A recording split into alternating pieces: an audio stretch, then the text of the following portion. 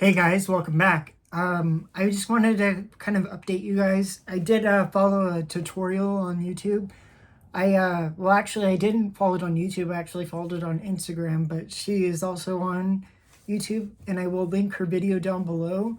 It is it is just like rocks in water.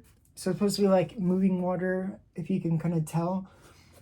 She's just very good, like explaining things and how things work. She's really good. I will actually, if you're into like watercolor and anything like that or any type of art, she is someone to follow. Um, I got some new paints that I'm gonna be doing. So the next couple of videos will probably be art videos from me. So yeah. I hope you guys have a good weekend. So if you guys want to like this video, subscribe, and I'll see you guys in the next video, all right? Bye.